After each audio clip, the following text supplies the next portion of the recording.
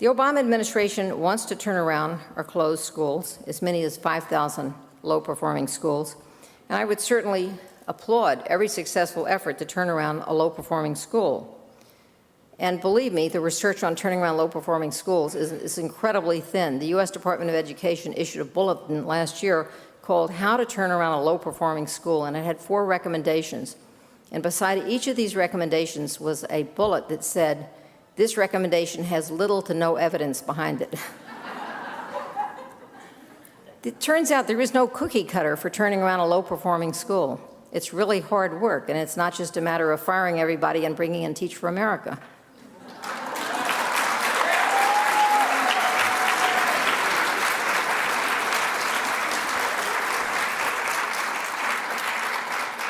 I love you guys. I want you to always be my audience.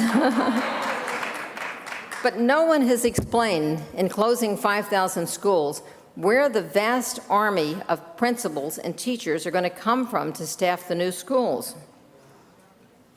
Unfortunately, many cities and many private organizations managing schools have found that the fastest way to turn around a low-performing school is to throw out the low-performing students and to recruit high-performing students. That works every time. I don't support closing public schools except as a last resort that's taken only after many, many measures have been taken to support the staff, support the principal, to try whatever needs to be done in terms of smaller class size, after-school programs, anything that can be done to make the school succeed.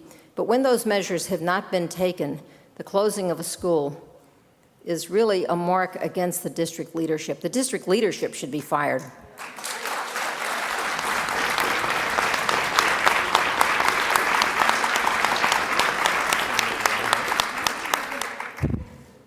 Public schools, as you all know, are very often the heart of their community.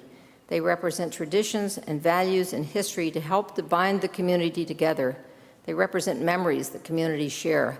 Schools should not be closed except as a last resort, not as a customary strategy.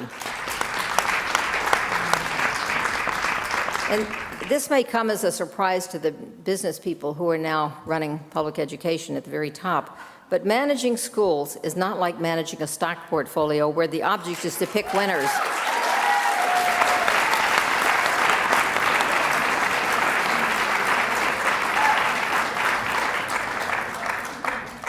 Managing a school is like managing a family, and I say that as someone who grew up in a family of 8 children. When a family member is struggling with poor health, financial woes, or bad decisions, the family leader does whatever is possible to help him or her recover and to get on his feet and to return to a sound footing. The family leader does not kill off the weak sibling.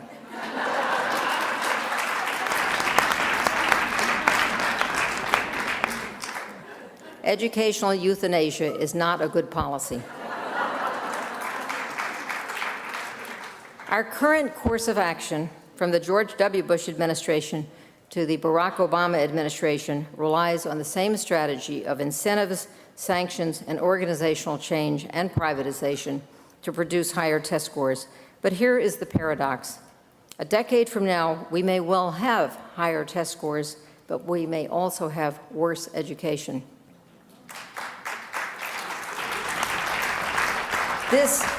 This is not what other nations do. This is not what the nations with the best performing school systems do. Nations like Finland and Japan seek out the best college graduates for teaching positions, prepare them well, pay them well, and treat them with respect.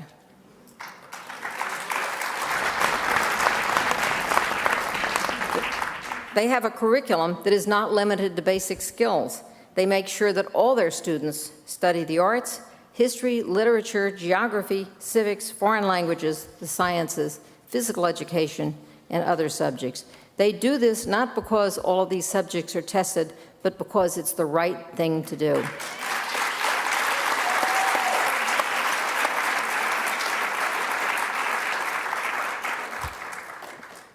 We're on the wrong track. Business strategies work in business, although they don't always work in business. In education, they produce perverse incentives and perverse effects. Even in business, as we saw in the past few years, from Enron and WorldCom to the collapse of the financial markets in 2008, data-driven decision-making can mislead investors and create false values. Let us not deceive ourselves as the investors in Enron were deceived. The future of public education is at stake, and it's time to change direction. Thank you so much.